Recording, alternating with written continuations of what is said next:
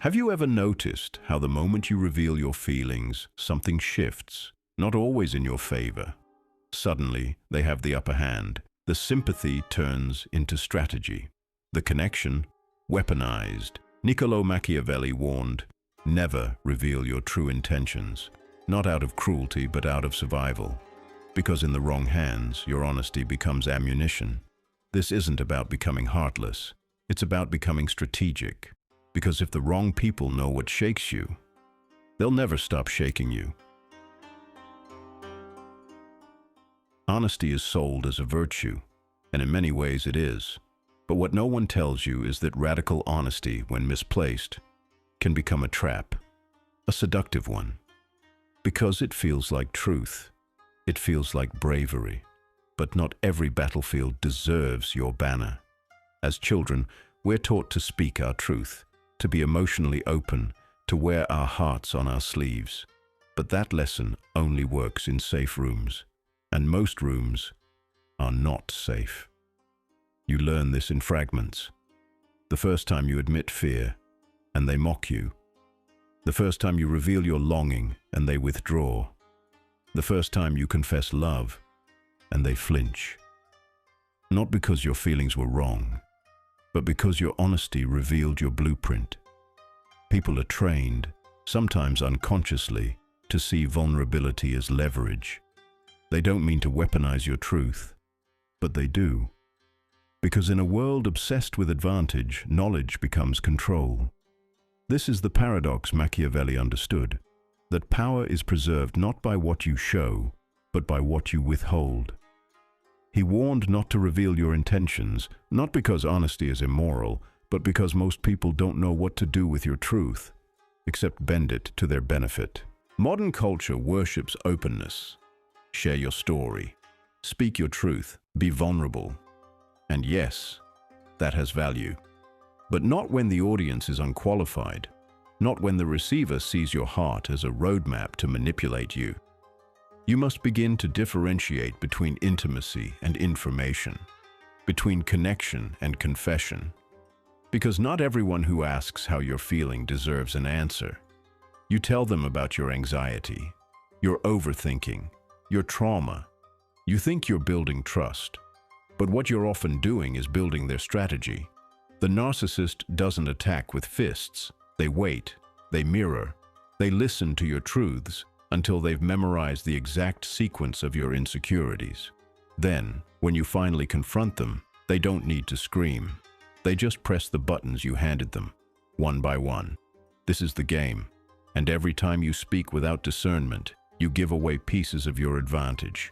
You think you're building bridges, but some people are only counting your planks. The most dangerous person in the room is not the loud one. It's the quiet one, the one who speaks little, reveals nothing, and listens for patterns. They study, they note, they let you bleed words, and when the time comes, they'll use your vocabulary against you. Silence is not weakness, it is presence. It is power withheld until precision is required.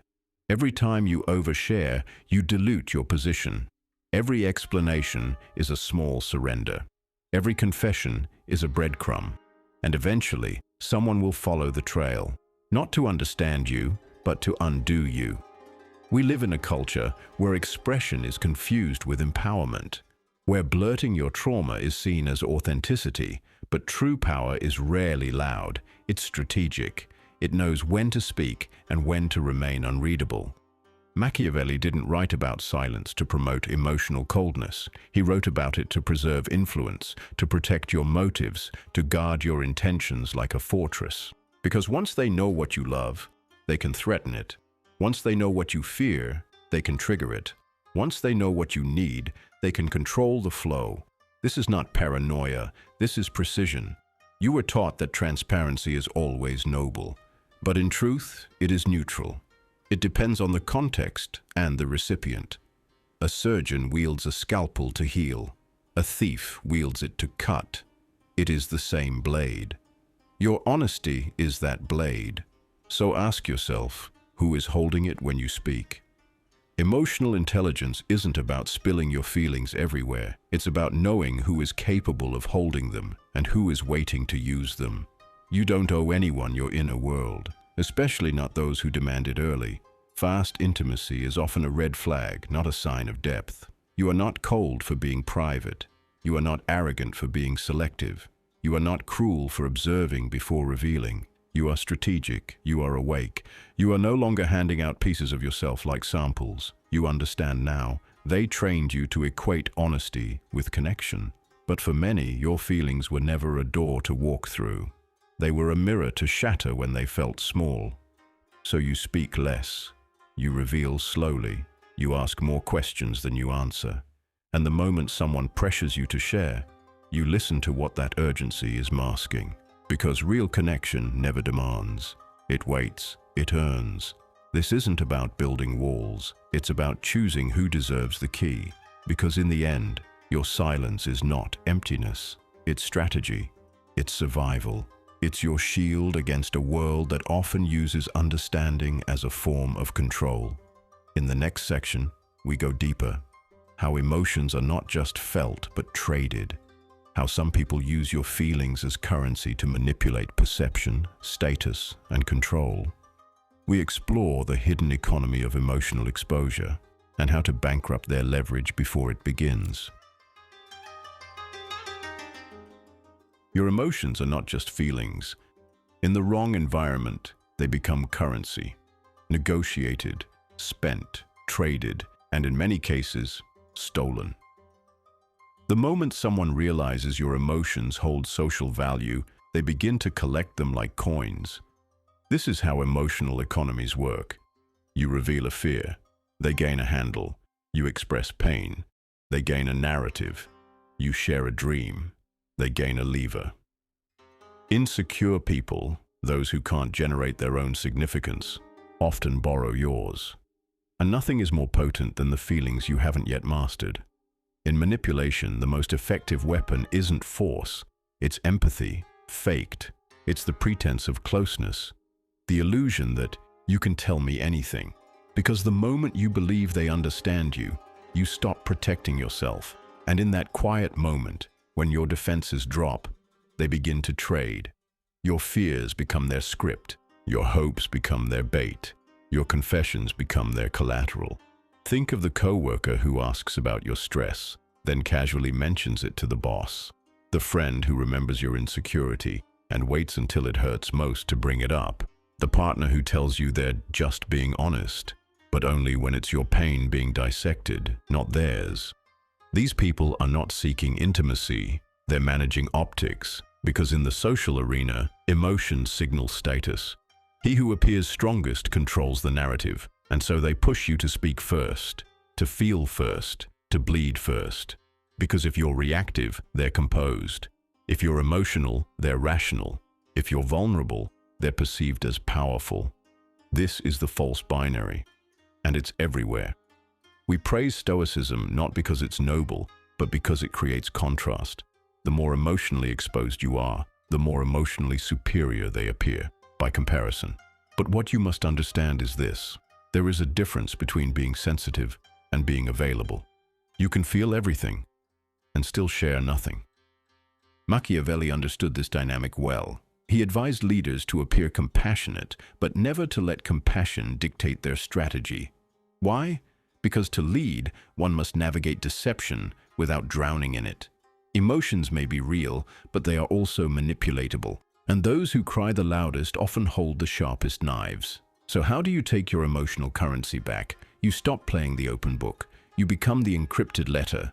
You listen with empathy, but respond with discretion. You delay your disclosures until patterns prove their trustworthiness. You begin to treat your emotions as assets, not gifts. And you invest them only where the return is trust, not leverage. Every emotional exposure is a transaction. And just like money, you don't throw it to strangers and hope for return. You save it. You protect it.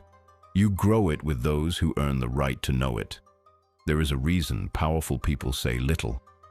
There is a reason great negotiators never reveal what they're willing to lose. There is a reason Machiavelli wrote, "The first method for estimating the intelligence of a ruler is to look at the men he has around him."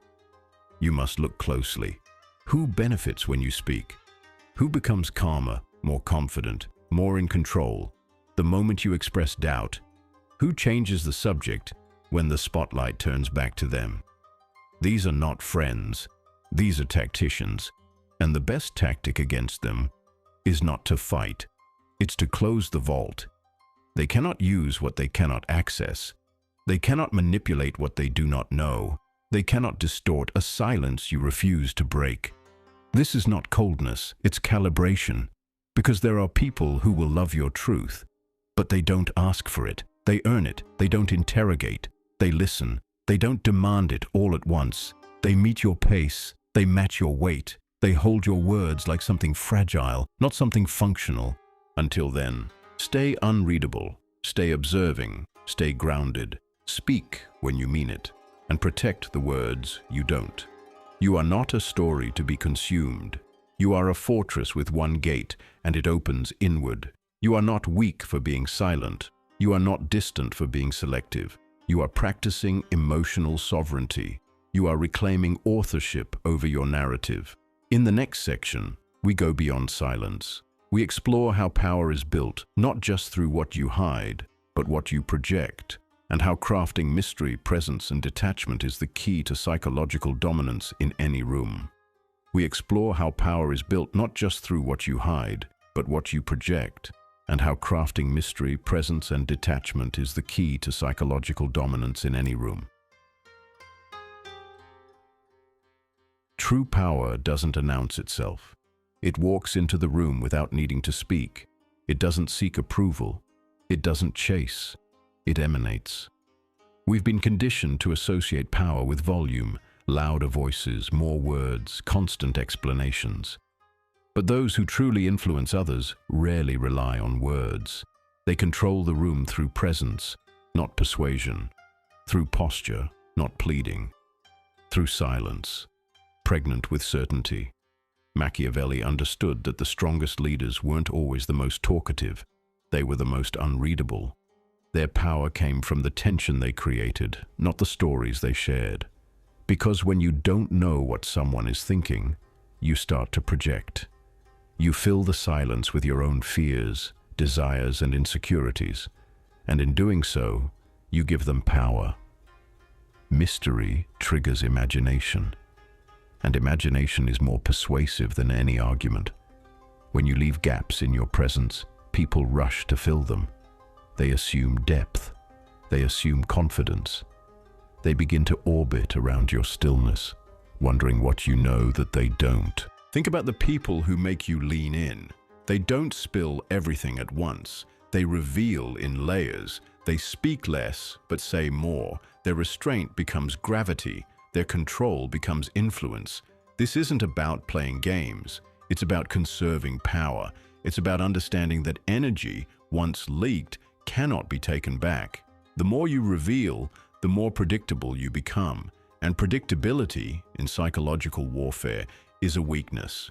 The powerful don't just know what to say. They know when to say nothing. When you master the art of controlled presence, you become untouchable. Your silence unnerves those who rely on control. Your gaze unsettles those who thrive on validation. Your detachment disorients those who expect emotional obedience. Detachment is often misunderstood. It is not indifference. It is discipline. It is the refusal to be emotionally manipulated. It is the decision to respond, not react. And those who live off drama, off pulling you into their chaos, cannot survive in your stillness. Presence is more than physical. It is energetic. It's the calm that walks into the room and shifts the air. It's the clarity that makes others hesitate before they speak. It's the self-respect that makes them reconsider how they treat you. And mystery, it is the echo of restraint. It's the silence after your last word that lingers in their mind. It's the unanswered question, the boundary unspoken but deeply felt. Machiavelli warned us, if they know what you want, they can control how you move. But if they're unsure, they hesitate. And in that hesitation, you lead. Stop explaining your decisions. Start letting your results speak. Stop narrating your pain. Start healing in silence. Stop justifying your boundaries. Start embodying them without permission. You don't owe the world your emotional map. Let them learn the terrain the hard way, or not at all. The more you explain, the more you dilute your mystery. And mystery is what holds power. Mystery is what makes them return. To guess, to wonder, to try harder. You are not here to be understood by everyone. You are here to remain aligned, even if that makes you unreadable to those who operate in chaos. Start practicing the art of strategic ambiguity. Let your tone carry more than your words. Let your pauses speak volumes. Let your energy say, you don't need to know everything. Because when people can't place you, they can't predict you. And when they can't predict you, they can't control you. Hold your stillness like a blade. Let it shine, sharp, reflective, untouchable. Let them feel the edge without ever seeing you swing. They will wonder where you went. But you never left. You simply stopped performing. You moved from exposure to presence, from explanation to essence, from visibility to gravity. Power often lies not in what is said, but in what remains unsaid. Like a sealed envelope in plain sight, your silence makes them guess, and in guessing, they reveal themselves. This is not about hiding. This is about commanding respect without requiring attention. It's the art of existing on your own terms. The oak tree doesn't move to prove it's strong. It simply stands, and so do you. In the next section, we dive into how to deal with people who demand emotional availability and use it to destabilize your peace. We'll explore why withdrawal is not weakness and how walking away with no explanation is often the loudest answer of all. Some people do not listen to understand. They listen to measure. They listen to record. And when they push you to open up, it isn't always out of concern. Often it's an unspoken test, a probe. They want to see how much control they still have. This is the paradox of modern manipulation. It wears the mask of emotional intimacy. It asks you to communicate more, to be honest, to stop shutting down. But what it really wants is your reaction, because reaction is access, and access is leverage. Machiavelli never wrote about texting, therapy speak, or ghosting, but his core insight applies. If you speak too much, you give them the map to your mind. If you react too quickly, they learn how to move you. The weapon is no longer words, it's response. And this is why silence, in the hands of the aware, becomes strength. When you stop answering, when you stop explaining, when you stop correcting the story they tell about you, something shifts, not in them, in you. You become unmovable, unavailable. You withdraw, not in weakness, but in control. Withdrawal is often seen as retreat, but sometimes it's resurrection. It's the moment you stop allowing access to the very energy they keep draining. It's the quiet reclaiming of self-respect.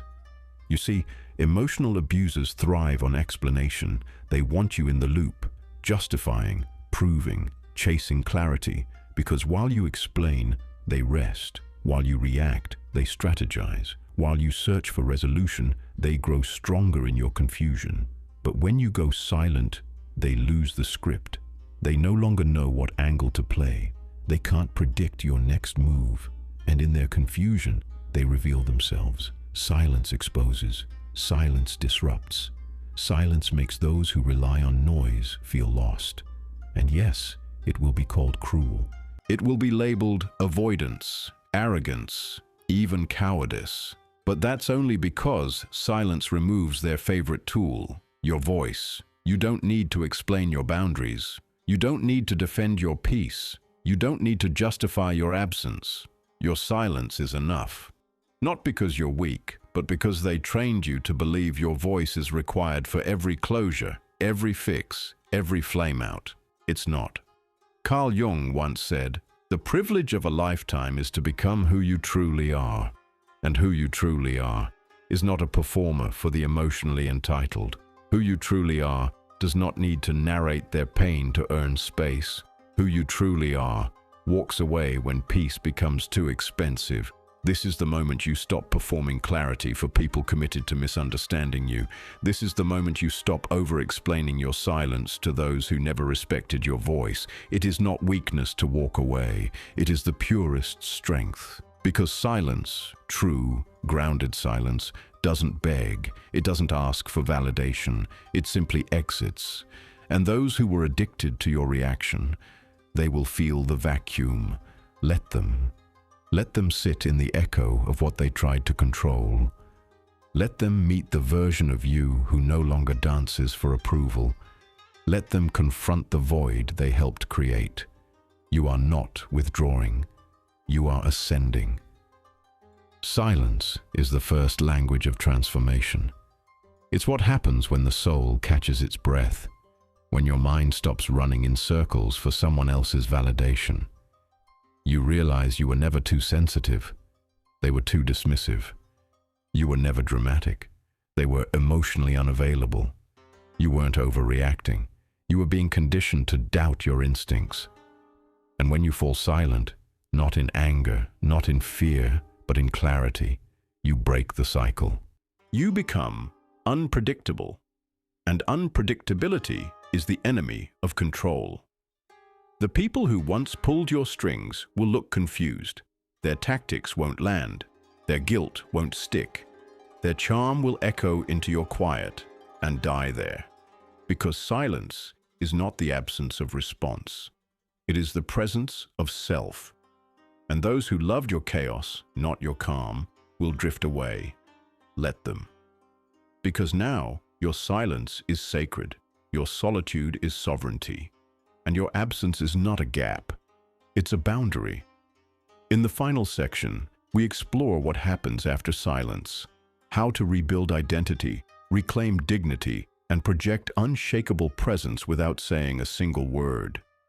We reveal the art of silent dominance, and why those who never respected your voice will fear your quiet rise. You've stopped explaining. You've withdrawn your emotional access. You've stepped into presence, into stillness. But what happens next? What happens after the silence, when the old you would have begged to be heard, and the new you lets the silence echo? This is where dominance begins, not with control over others, but with command over yourself, a presence so rooted it makes noise irrelevant. A power that doesn't ask to be recognized, it simply cannot be ignored. True dominance is not performance, it is alignment. It is the quiet certainty of someone who no longer chases validation, because he's too focused on building something greater than attention, sovereignty. Machiavelli warned that power fades when you make yourself too familiar. People respect what they can't easily touch, what they can't fully understand. What remains just out of reach, even when it's in the room. So how do you become untouchable? You stop giving people emotional credit they haven't earned.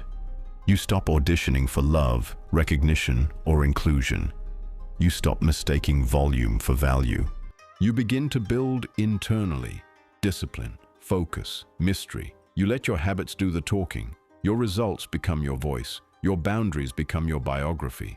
There's a kind of energy that walks into the room and changes the pace, not because it's loud, but because it's undeniable. You've met people like this, the ones who seem untouchable not because they fight, but because they never flinch. That's not a gift, that's training. That's what happens when silence is no longer a retreat, but a tool, a strategy, a signal. I don't need you to understand me. I need you to feel the gap between what you expected and what I delivered. Carl Jung once wrote, "Until you make the unconscious conscious, it will direct your life, and you will call it fate." This is what silent dominance does. It makes your unconscious reactions conscious choices. You no longer spiral in emotion. You channel it. You no longer overshare. You observe. You no longer chase. You attract by existing in stillness. And what you attract is different, because your vibration has changed. People no longer come to test you. They approach with caution. They no longer mock your silence. They wonder what it protects. They no longer feel above you. They can't tell what game you're playing. This is not arrogance. This is clarity. You start to move differently. Fewer explanations, more execution, fewer emotional leaks, more strategic moves, fewer responses, more boundaries with no return address. And when someone tries to bait you with guilt, confusion, chaos, they meet a wall of silence, not apathy, strength. This is the wall they can't climb because there are no handholds. You gave them nothing to grip. Silent dominance is about walking into a room and needing no defense because your presence speaks before you do. It's about letting others run their mouths while you run your life. It's about creating so much internal peace that even provocation feels like background noise. You stop participating in battles that require your emotional collapse. You stop engaging with people who only understand love when it hurts. You begin to love yourself without needing applause. You begin to create without needing permission. You begin to walk away without explaining the door behind you. And those who once mistook your silence for weakness, they start to look for signs. They replay your absence. They interpret your calm like a puzzle. But they will never solve you because you no longer explain the solution. You've become untouchable. Not because you're above them, but because you are beyond their reach. Because when silence becomes your language, dominance becomes your native tongue, and the final act of power, to no longer need to prove anything at all. You don't have to say a word. They'll feel it, and they'll never forget it. In a world addicted to noise, your silence becomes a thunderclap, a shockwave they didn't see coming. It's the quiet rebellion of someone who no longer plays by rules designed to keep them small. When they speak about you, they'll whisper, not because they fear you, but because they remember what it felt like when you stopped performing. You become the question they can't answer, the absence they can't fill, the standard they can't meet. That is silent dominance. It's not a show of power, it's proof of evolution. It's what happens when your presence becomes undeniable and your absence unforgettable. Let them talk. Let them guess. Let them fill the silence with their theories. You just keep building in quiet, moving in purpose, holding your peace like armor. Because you've learned the final truth. Those who never respected your voice will tremble when they feel your silence. And that's when you'll know. You are no longer part of the noise. You are the echo that stays behind. So if this spoke to the part of you that's done being underestimated, done being used for your softness, then subscribe, because this is where silence becomes power, and we're just getting started.